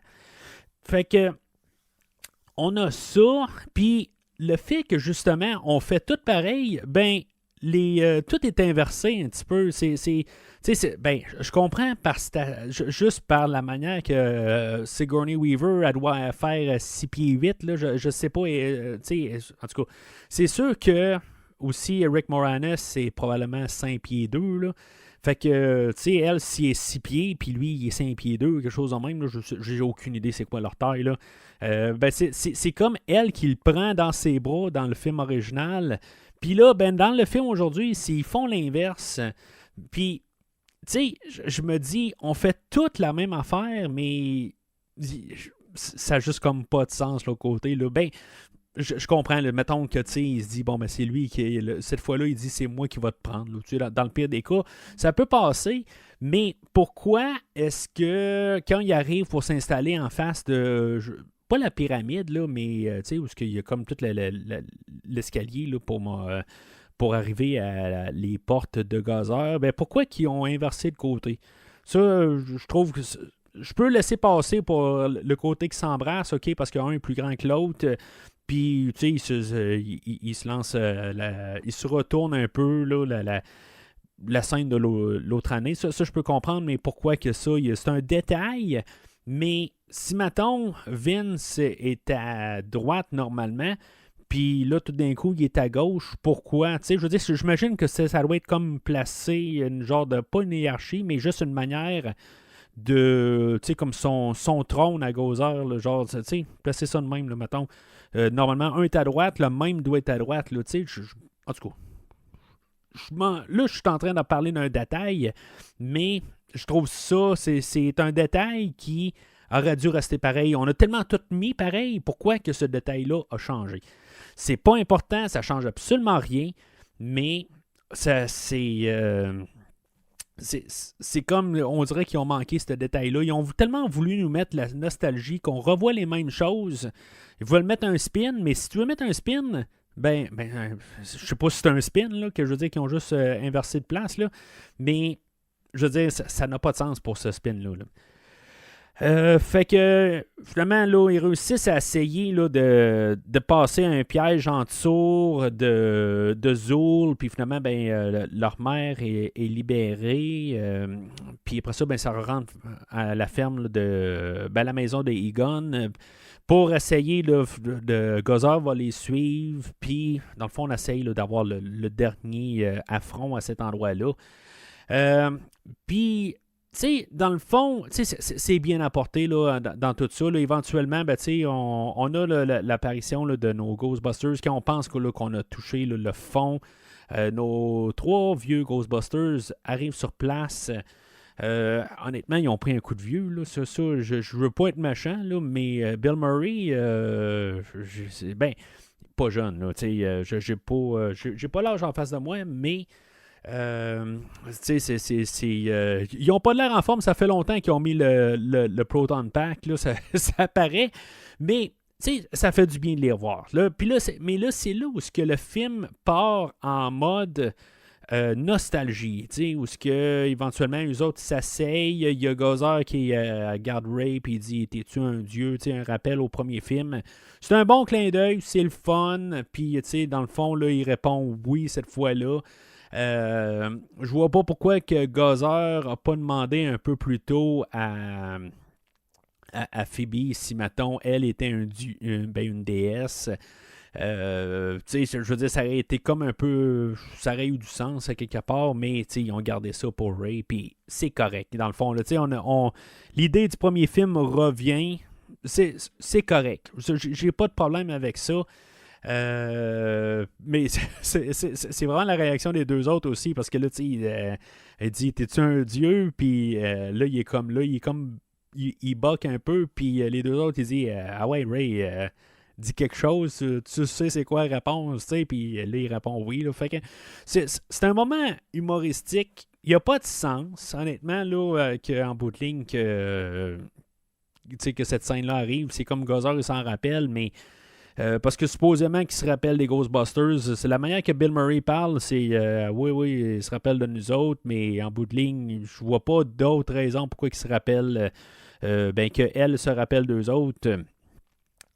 Fait qu'éventuellement, je sais pas si ça a du sens. Le rayon du proton c'est comme un fouet rendu là, puis ils peuvent désentortiller les faisceaux, puis tu sais, en tout cas, c'est étrange. Peut-être que ça a du sens rendu là. Je veux dire, si c'est comme un fouet, puis ça l'englobe les fantômes, puis sont pognés, peut-être. Ça a du sens que là, tout d'un coup, c'est comme une corde, puis ils tiennent. C'est vraiment une drôle d'idée. Honnêtement, on a cherché quelque chose. Mais bon, je connais pas cette technologie-là, puis ok, c'est beau. Je veux dire, le Gozer est capable de l'attraper, le faisceau, là, ok. Fait qu'elle va retourner ça contre les 3 chasseurs de fantômes, puis là, il reste juste Phoebe debout, puis que finalement, son grand-père va l'aider. Tu sais, là, tu sais, on presse le citron, là, je veux dire, où ce que Egon est à côté d'eux autres. Finalement, tout le monde, ils sont tous un à côté de l'autre éventuellement. Je sais pas comment que ça se passe éventuellement. Tu sais, comme les 3 chasseurs de fantômes sont pas à côté de Phoebe, mais tout d'un coup, Egon est à côté de Phoebe, puis il est à côté des Ghostbusters. Je sais pas, tu sais, c'est juste pour qu'on y voie et tout ça. Là. Ça je le comprends pour qu'on y revoie, tu sais, qu'on presse le citron nostalgie. C'est des. Tu sais, oui, je veux dire, ça a de l'impact. Là. Tu sais, puis je veux dire, finalement, on réussit à avoir Gozer, puis tu sais, régler on règle tout ça. Mais. C'est ça, tu sais, je veux dire, la fin, dans le fond, là, c'est vraiment là, juste pour avoir comme les 4 chasseurs de fantômes ensemble une dernière fois. On n'a pas fait de voix pour Egon, tu sais, pour qu'on arrive et qu'on dit, bon, tu sais, ça sonne pas comme lui. Je trouve que la création qu'ils ont faite est très bien réussie, honnêtement. Je pense qu'ils ont mis le paquet au début. Ils l'ont gardé dans l'ombre, puis là, tu sais, je veux dire, honnêtement, en fantôme, il paraît super bien. Je trouve que c'est très convaincant, la version des guns qu'on a. Puis c'est une belle scène en bout de ligne. Tu sais, je veux dire, on ferme tout. Si le film est sur la famille, c'est ça, dans le fond, où que sa fille, elle doit se réconcilier avec son père, puis tu sais, dans le fond, que qu'on continue avec la famille Spengler. J'aime quand même le côté. C'est comme Bill Murray et Harold Ramis avant, je pense que c'est sur le plateau là, de Groundhog Day, là, de Jour de la marmotte. Éventuellement, je veux dire, ils ont eu un différend, puis ils se sont pas parlé là, pendant plusieurs années, puis ça a fini là, genre quelques jours ou quelques semaines avant la mort de M. Ramis, où ils se sont réconciliés. Et puis dans le fond, c'est probablement pour ça, en bout de ligne aussi, que Bill Murray aussi, il voulait pas... il voulait rien savoir là, de retourner sur un plateau de Ghostbusters parce que il voulait pas voir M. Ramis, mais là, c'est sûr que quand on arrive à la fin, j'imagine que il y a des affaires qu'il faut pardonner. Là, ça, je peux comprendre ça. Puis c'est pour ça, j'imagine que qu'on a le film à cause de ça. Je pense qu'on ne l'aurait peut-être pas eu quand même. Là. Si mettons, M. Ramis ne serait pas décédé, peut-être qu'on n'aurait pas eu de film. Là. Mais c'est ça, Bill Murray va passer des petits commentaires. J'aurais dû aller te voir pareil, buddy. Un genre de passe de même, tout ça. On dirait que c'est comme des commentaires qui vont à deux sens, en réel, puis dans le film aussi. Puis aussi dans le côté. Mais. Juste la passe où ce que Phoebe et sa mère ils disent qu'ils sont des Spengler. Trevor aussi, là. Puis là, Venkman arrive et dit on a tous nos problèmes, quelque chose en même, là. Juste un peu pour narguer un peu, mais je trouvais ça le fun. Hein, quelque part, toutes ces scènes-là. On presse beaucoup la nostalgie, puis je répète beaucoup ça, parce que c'est quelque chose qui est un peu. C'est forcé. C'est comme. Ça vient ça me gratte, là. À quelque part. Je trouve ça le. Je suis touché émotionnellement. Ça, je peux le dire. Que je trouve ça le fun, mais je trouve qu'il force. Tu sais, il s'arrange pour tirer les larmes. Là. Tu sais, je pense que j'ai jamais pleuré, là, honnêtement. Ça m'a jamais tiré une larme là, dans tous mes 4 ou 5 visionnements du film. Là. Je veux dire, j'ai jamais versé une larme. Mais je trouve qu'il force trop, tu sais. Mais c'est bien réussi. Je sais qu'il y a comme un paradoxe dans tout ce que je viens de dire, mais c'est bien filmé, c'est bien, tu sais, toute la mise en scène est correcte, l'histoire est correcte, tout a bien marché, mais c'est comme trop monté pour être nostalgique, là. Tu sais, je veux dire, je simplifie ça de même, puis à quelque part, ben, tu sais, ça se sent aussi, là. Fait que, tu sais, ils l'ont fait, tout ça, puis je trouve que c'est ça. Ils voulaient un peu trop pour arriver à la nostalgie. Fait que le film finit pas mal à cette scène-là. Fait qu'on on se transpose à New York, où ce qu'on entend finalement là, la chanson là, de Ray Park Jr. Je voudrais noter aussi, c'est vrai, la musique, là, j'en ai pas parlé là, pendant tout le film. Là, la musique là, qui est par Rob Simonson, que lui, on va avoir repris là, techniquement là, le thème là, de Elmer Bernstein, là, que lui avait fait comme son thème là, de Ghostbusters. Il va prendre beaucoup la trame sonore du premier film. Ironiquement, je trouve qu'il va bien reprendre tous les thèmes puis bien les utiliser dans le film. Je trouve qu'ils sont bien placés à chaque endroit. Ce que je vais reprocher beaucoup à la trame sonore, c'est qu'il manque d'originalité. On prend le même thème, là, de genre, tu sais, dans le fond que vous entendez à la fin du podcast, là, quand je fais ma conclusion, là, c'est ce thème-là, puis qui est tout le temps... je veux dire, c'est comme il est tout le temps remixé d'une telle manière. Ça fit tout le temps, c'est bien fait, mais elle n'a pas son thème. Normalement, la plupart des compositeurs qui viennent revisiter le travail de quelqu'un d'autre vont des fois rapporter le thème original de la franchise, puis c'est normal. Mais ils vont aussi recréer quelque chose. Puis dans le film aujourd'hui, il n'y a pas de nouvelle création. Ils vont reprendre tous les thèmes qui ont été apportés, là, les thèmes de Zool, puis des affaires de même là, qu'on a entendu dans le premier film. Les tunes de fin, tout ça, tout ce qu'on a entendu dans la trame sonore du premier film, elle va tout revenir au complet. Peut-être qu'il y a quelque chose là, qui était passé à côté, mais c'est essentiellement un remix de la trame sonore du film original. Mais c'est ça, fait que finalement, à la toute fin, au lieu d'avoir comme après l'ouverture, des fois, les 3 derniers films ont toujours passé avec la chanson là, des Ghostbusters, puis après ça, on transférait là, avec l'histoire. Là, c'est ça, au début, on n'a pas fait ça là, dans le film aujourd'hui. On transfère là, on a la tune thème à la toute fin. Je pense que c'est la version originale. Puis après ça, on en recoupe avec des scènes, pas des scènes supprimées, là, mais des scènes pas génériques. C'est là qu'on a notre caméo là, de Sigourney Weaver. C'est quand même drôle, hein, parce que la manière que c'est fait, c'est qu'on voit toutes les personnes du générique, toutes les personnes qui ont apparu dans le film. Là, on voit Bill Murray, on voit Ernie Hudson, on voit Dan Aykroyd, puis tout d'un coup, on voit Sigourney Weaver, puis on fait comme, on n'a pas vu Sigourney Weaver. Puis là, tout d'un coup, bam, on voit Sigourney Weaver en plein visage. Fait que, tu sais, dans le fond, on a retrouvé un caméo, pareil dans le générique, comme dans le film de 2016, on cherchait une manière de l'apporter comme caméo. Puis ils sont en train de refaire la scène du premier film où Venkman est en train là, d'électrocuter là, le gars, là, puis sa scène d'introduction, c'est un petit peu...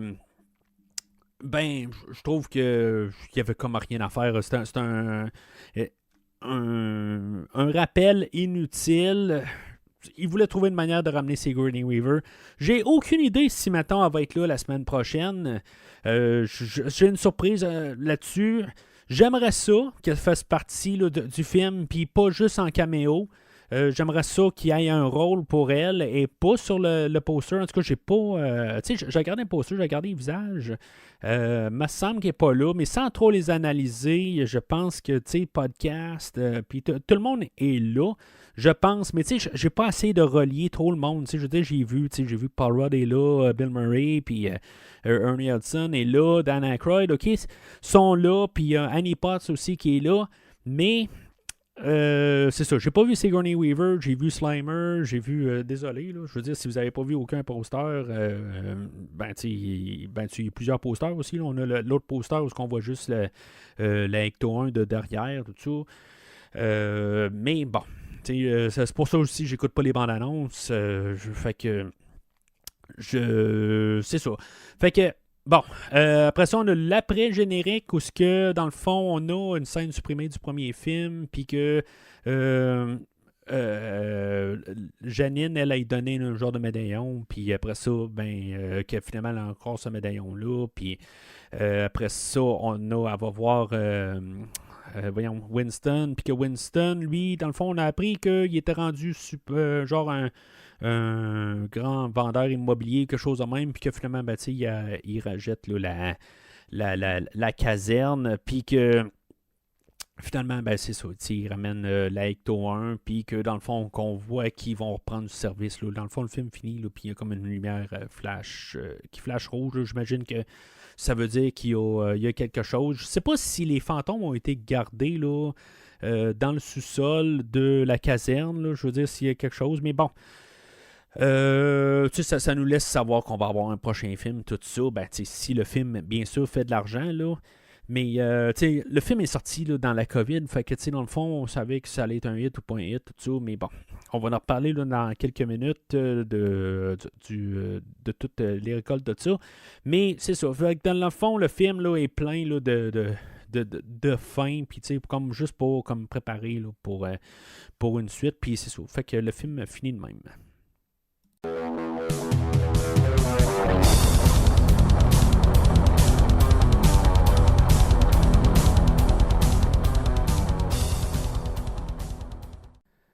Fait qu'en conclusion, le film, je vais lui donner un verre. Honnêtement, j'aurais pas été trop sûr là, en finissant là, mon podcast avec Christophe sur Fantastica. J'aurais pas été trop sûr d'y donner un verre. Là, je vais lui donner un verre. Peut-être avec un peu de jaune, je trouve que... non, peut-être pas sans jaune, mais il va être vert. Mais c'est juste que... Ce qui est plate, c'est qu'il force vraiment la nostalgie. Puis, oui, il y a des affaires qui me grattent un peu là, à mi-chemin du film, où la Ecto qui se promène dans les champs et tout ça. Mais, honnêtement, ce qui me garde quand même dans le film, c'est le personnage de Phoebe puis de podcast. Honnêtement, je trouve qu'ils font le film puis ils sont le fun à suivre. C'est pour ça que j'embarque dans cet univers-là qu'on a créé. Puis c'est un univers spécifique, je pense, à Afterlife ou à l'au-delà, là, si vous préférez, ou c'est l'héritage, je pense, là, version française. Mais c'est ça, j'ai de la misère un petit peu des fois de le connecter avec le film original. En fait, l'histoire, tout ça, ça connecte, mais on n'a pas le même film. Là. On a un film différent. C'est peut-être un meilleur film d'un côté de point de vue réalisation. On a Ivan Reitman qui est quand même producteur, dans le fond, qui aide son fils, dans le fond, à la réalisation. Mais M. Reitman est décédé genre 2 mois là, après la sortie du film, là, sortie officielle. Là, ils l'ont projeté en salle là, au milieu de l'été, mais finalement il est sorti officiellement là, au mois de novembre, quelque chose de même. Puis au mois de janvier, on l'avait déjà sorti à la maison. Là. C'est un temps de COVID. Le film a coûté quelque chose comme 75 millions à faire. Il a rapporté 200 millions en salle. Il aurait probablement rapporté beaucoup plus si on n'était pas en temps COVID. Mais c'est ça, fait que c'est ce que c'est en bout de ligne. Il a rapporté d'argent, puis c'est sûr que on était au bon milieu de la COVID. On était, je pense, le 2e hiver, je pense, dans le fond, là, entre 2021 et 2022, là, on était enfermés. Puis c'est ça. C'est pour ce que c'est, là, c'est un film qui est bon. Mais c'est ça, ça va quasiment dépendre du prochain film, honnêtement. Puis j'imagine qu'il va avoir ça va devenir une trilogie. J'ai parlé là, de Rocky et Creed, puis j'ai l'impression que ça va être ça, dans le fond, le Frozen Empire. Ça va être le Creed 2 de Ghostbusters, où ce qu'on va ramener en force Bill Murray puis Ernie Hudson. Puis tu sais, dans le fond, on va devenir... Tu sais, Creed 2, c'était celui-là qui avait Drago dedans. On venait vraiment comme embrasser tout l'univers de Rocky, de Creed. On fusionnait les deux univers ensemble, puis on faisait le film ultime de croiser les deux. Puis c'est ça, je pense qu'on va faire avec Frozen Empire. Tu sais, on va comme vraiment mélanger. Est-ce qu'on va tuer les personnages? Ça, honnêtement, j'en doute. Ça me surprendrait qu'on décide de dire, bon, là, Bill Murray, là, on est tanné d'attendre après lui, on va le descendre. Ça me surprendrait bien gros, là, de ça. Mais peut-être que les producteurs aimeraient ça. Probablement que même Bill Murray aimerait ça. Mais je pense pas qu'on va le faire. C'est comme notre personnage principal, peut-être, là, du premier film. Peut-être que ça ne l'est pas, là. En tout cas, je veux dire, c'est une question que je me suis posée un petit peu, là, pas mal tout le long. Mais honnêtement, je pense que je pense que c'est le personnage principal en bout de ligne. Là, vous pouvez me le dire que si vous pensez que ça ne l'est pas, là, mais je pense que sans Bill Murray, c'est pas la même affaire, honnêtement. J'aime bien Dan Aykroyd puis Ernie Hudson, mais c'est ça. C'est pas, ils sont pas Bill Murray. Ils rajoutent pas le star power, peut-être. Mais c'est ça, je pense que Ernie Hudson serait prêt à revenir n'importe quand même, là, mais, malgré toutes les manières qui ont été traitées là, dans toute la franchise. Puis je serais pas surpris qu'en bout de ligne, il s'arrange pour mettre l'emphase sur Winston que il a tout le temps eu le short shift là, en bout de ligne là, qui a toujours été comme collé à l'histoire. Que je serais pas surpris qu'il essaye de comme corriger ça. Puis tu sais qu'il nous fasse même un clin d'œil à ça pendant le film, parce que c'est ce qu'il essaie de faire aussi là, avec le film d'aujourd'hui. Mais c'est ça. Honnêtement, j'ai l'impression que ça va être ça, honnêtement. On va essayer de fusionner. Puis peut-être que même le troisième de cette trilogie-là n'aura aucun Ghostbuster original. Je pense que c'est ça. On va mettre le paquet, puis après ça, on va se retirer au complet pour essayer de partir une franchise qui va être plus qu'une trilogie. Ça va rester à savoir, parce qu'à quelque part, éventuellement, comme que Creed devait éventuellement se départir de Rocky, ben je pense qu'aussi que Ghostbuster doit éventuellement essayer de laisser le passé derrière lui et partir de l'avant. Puis, le film d'aujourd'hui, je me demande s'il n'aurait pas été plus fort, s'il n'aurait pas essayé de justement enlever la nostalgie puis essayer d'aller de l'avant. Tu sais, c'est là un peu mon problème. J'arrête pas de parler de la nostalgie à la toute fin. On va essayer de recopier un peu la fin du film, tout ça, du film de 84. Puis c'est là qu'il perd un peu ses jambes parce que il essayait de construire quelque chose, puis là, tout d'un coup, il arrive, bon, ben, tu sais, il faut forcer les affaires de Gozer, puis tout ça, puis peut-être que ça aurait été mieux qu'il y ait carrément un nouvel ennemi, tu sais, je veux dire, ça aurait été répétitif, ça aurait été comme, bon, ben, encore un autre Vigo qui revient, puis tout ça, puis qu'on n'aura jamais entendu parler par la suite, tout ça. Mais, bon, si c'est ça, c'est ça. Quelque part, il n'y a pas de... Tu sais, je pense que, tu sais, même dans le premier film, Gozer arrive à la fin. Tu sais, oui, il y a tout le temps un peu l'histoire au travers avec Dana et tout ça, mais il y aurait un moyen de faire une nouvelle histoire avec... excusez, je barre quelque... il commence à être très tard, là. Excusez, en tout cas, je ne veux pas vous endormir. Mais c'est ça, fait que... il y aurait eu moyen là, je pense, de au pire apporter un nouvel adversaire. Puis au pire, justement, repenser tout, puis amener Gozer à la toute fin de cette nouvelle trilogie-là ou quelque chose. Là, moi, je suppose une trilogie. C'est peut-être pas une trilogie, c'est peut-être le quatrième film tout court, puis après ça, on va faire un 5, puis un 6, puis un 7, puis un 8, jusqu'à temps qu'on soit plus capable. Mais c'est ça, honnêtement, là, je pense qu'on est bien parti. Mais c'est comme un peu peut-être le chapitre décisif dans le prochain film. Est-ce qu'on va pouvoir... excusez-moi. Il s'en vient vraiment tard. Là. Mais ça va être le chapitre décisif là, dans le prochain film.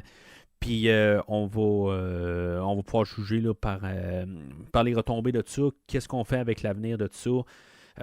Puis moi, je serais prêt quelque part, là, en les voyant aujourd'hui, puis en voyant, ben, tu sais, j'ai vu des photos, je veux dire, ils sont pas nécessairement beaucoup plus vieux, là, ils ont 3 ans de plus vieux que dans le film aujourd'hui, mais ils sont plus là. Tu sais, les gars, je veux dire, tu sais, ils viennent s'amuser, peut-être que même Bill Murray s'est amusé quand même, mais ça reste que c'est plus leur franchise éventuellement. Là, ils doivent passer le flambeau. Je sais pas si je veux voir vraiment là, un Bill Murray passer là, ou un Ernie Hudson qui sont trop vieux puis qui apparaissent juste pour venir chercher un chèque ou qui viennent venir juste faire un clin d'œil.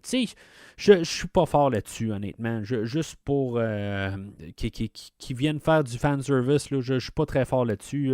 Comme vous savez, là, en général, là, ça arrive, mais pas souvent. Là, fait que c'est ça, la semaine prochaine, ben, on va parler de Frozen Empire. J'ai hâte, pareil, de voir qu'est-ce que ça va donner.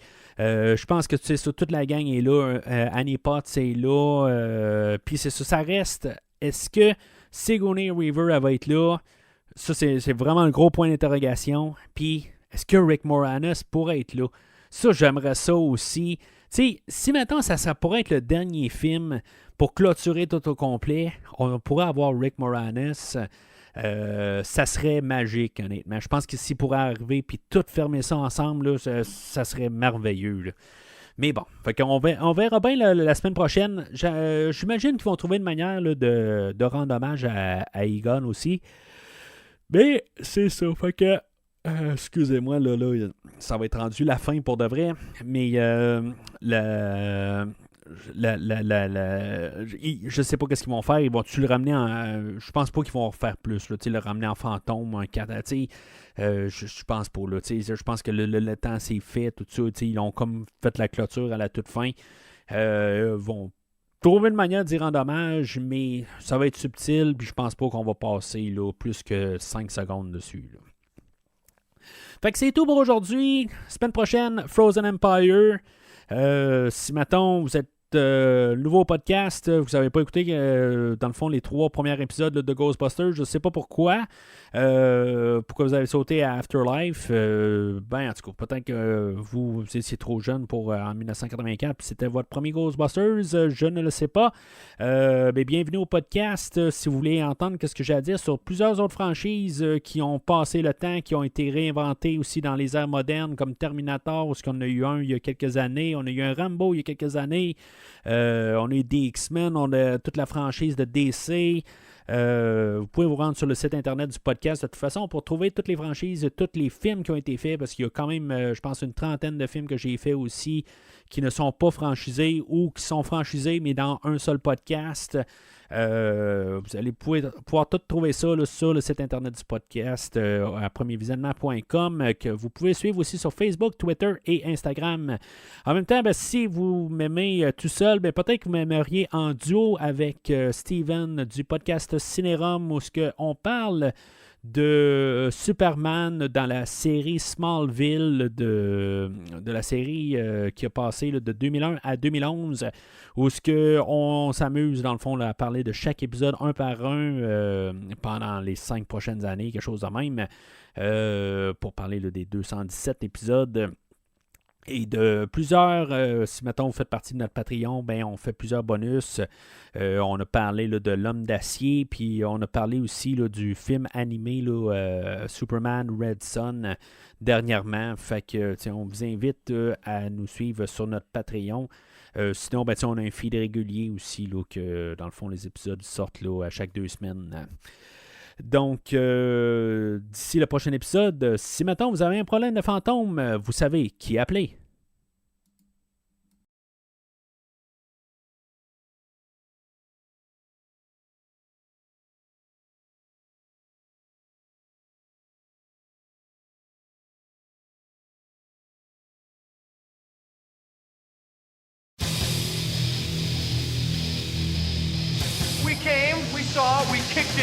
Merci d'avoir écouté cet épisode de Premier Visionnement. J'espère que vous vous êtes bien amusés. Je vous donne rendez-vous la semaine prochaine pour la couverture d'un autre film. You have been a bad monkey. Si vous voulez entre-temps regarder le catalogue complet du podcast et télécharger des épisodes passés, rendez-vous sur premiervisionnement.com. Vous pouvez aussi suivre le podcast sur plusieurs plateformes, dont Apple Podcast, Spotify, Podbean, Google Podcast, Amazon Music et YouTube. N'hésitez pas à donner une critique de 5 étoiles sur la plateforme de votre choix. Vous pouvez également suivre Premier Visionnement sur Facebook et Twitter pour rester informé de nouveaux épisodes.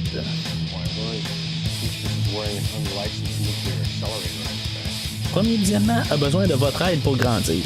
Vous pouvez partager le podcast avec vos amis qui s'intéressent au cinéma de tout genre.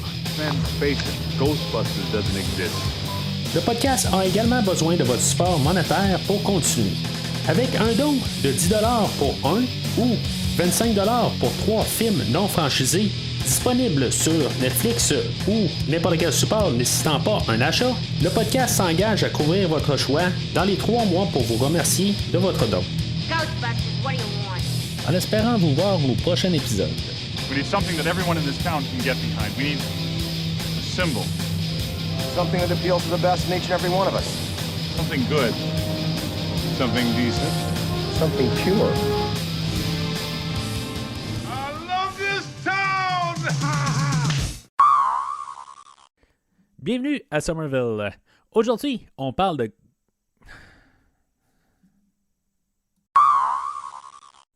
Bienvenue à Somerville. Aujourd'hui, on parle de...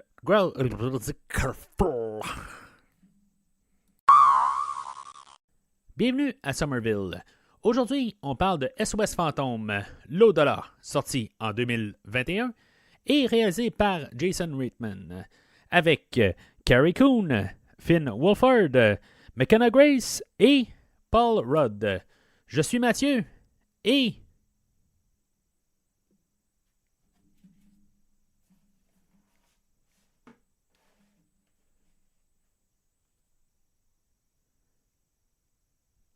je fais partie de ceux qui n'ont pas dépassé le VHS.